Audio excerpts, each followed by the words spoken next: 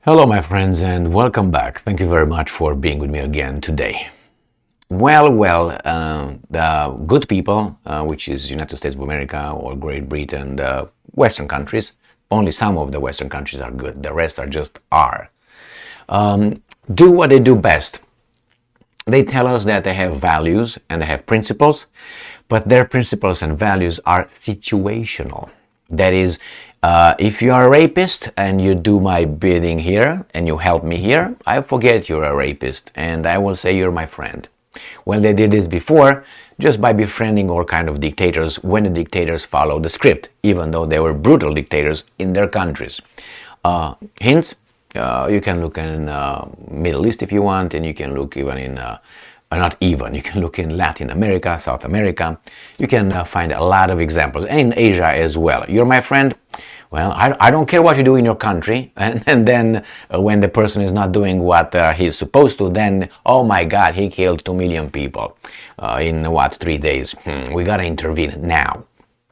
So, what's going on here? You know Yevgeny Prigozhin, the boss of Wagner? He was portrayed as a war criminal, mercenary, cruel, crooked guy, Putin chef. He was the bad guy. It seems like he's not no more. Why? Because of his little move in the 24th or 23rd, 24th of June with his little, uprising. That's it. Now we're gonna see the situational values and principles of United Kingdom in this case, for you to display, and people look at it. I mean, these guys are just saying it. Everybody hears it. I don't hear the mass media asking my question. What do you mean? What do you mean? And let me show you what's going on. This comes from Ukrainska Pravda. UK postpones. You can Wagner Group's blacklisting because of Prigozhin's mutiny and Putin's statements. So he is postponing. That means we will consider him bad guy again, but as of now he might be working for us. Is that a question, or is this a statement, a positive statement, affirmative statement? Let me give you an example. You have a rapist who rapes a few victims, and you call that person a criminal and all that. You're about to arrest him, but then you realize that person might give you $5 and say, well, wait a little bit. I'm not going to call him a rapist yet. We're not going to arrest him. He might give me $5 soon. All right? Now, I'm not sure that I'm talking to the guy to continue doing what he does in his endeavors, but nevertheless, what do you mean you postpone? And the postpone is, it depends on how he reacts. That means, let's say tomorrow Prigozhin, let's say, topples Russian government and everybody else, and he becomes the sole dictator. Not like this guy Putin over there, the real dictator of Russia. Let's become more idiots than we're required to be to understand this kind of articles. And they said, okay guys, stop the war, we're gonna pay everything, I want to talk to everybody, I'm good, man, let's go, as long as I'm in power. What do you think the Western countries will do? They will say, yes, okay, let's talk to Prigozhin.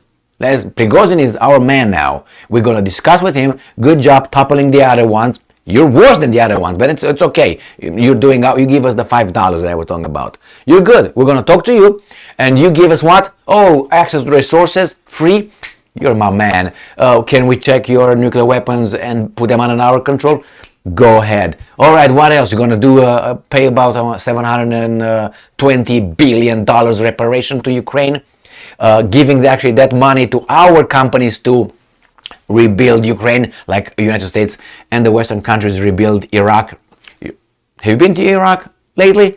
Have you seen those skyscrapers and those freeways and all those Bentleys driving over there? We rebuilt that. The companies worked hard. The American companies received a contract from idiots, okay, and they rebuilt Iraq. So that's the same thing is going to happen, but now with the Russian money. So the Russians will be the ones paying, not only us, the citizens here, the tards. It's going to be the Russians paying, for their support of the other evil guy. Not this guy. This is our man, so he's good now.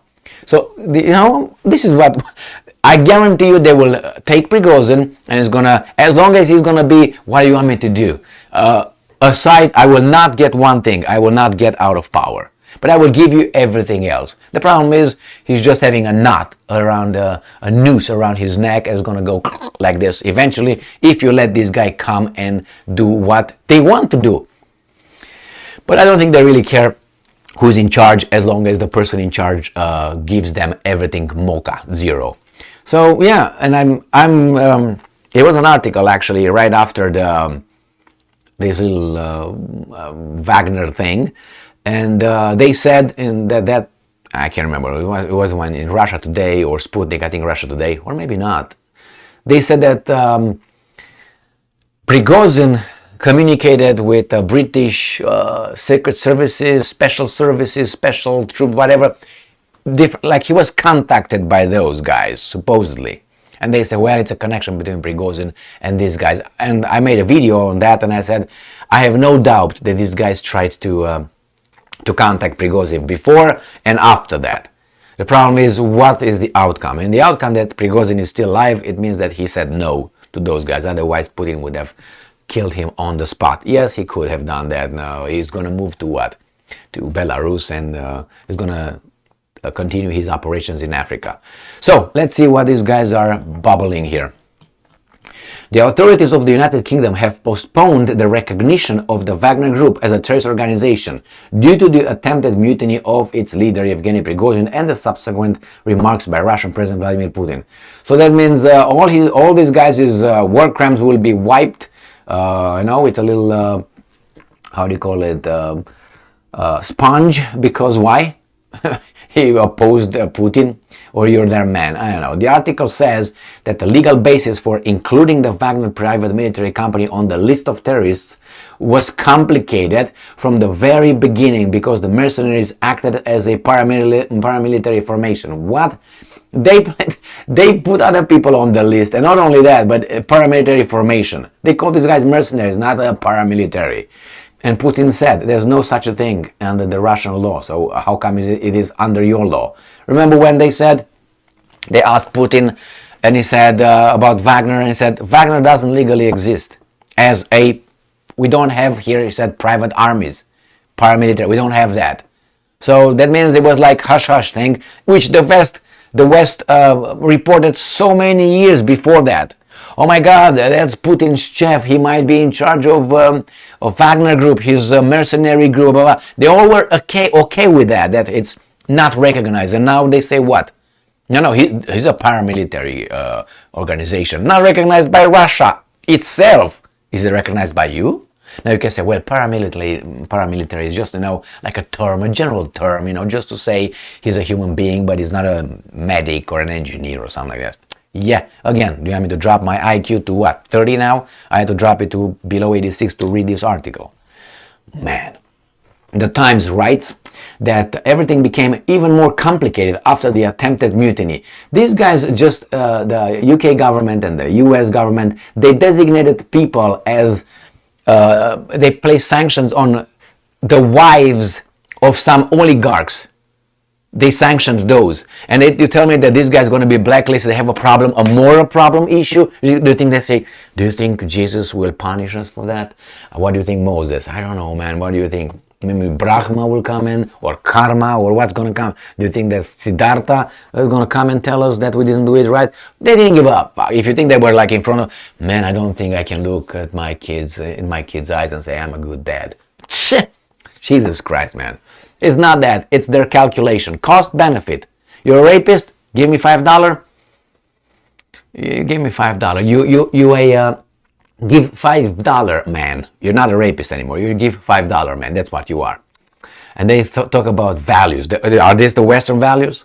Are these the Western civilization? It's not that these things are not used, but you see how they turn it. Oh, it's very complicated. Like they really discuss it, and it's not fair, man. I mean, not fair. Do you think that? I don't think that whatsoever. They don't give up. Why? Because they made other decisions that were little. They were so far away from reality that makes you think. And they have a problem calling these guys. No, they think Prigozhin is a potential helper in the future because he did that. But I don't know if he did that because he was just a under sub, or he was just you do this now. Okay, man, we're gonna start this, and then we move the troops in Belarus on the border with Poland, and Poland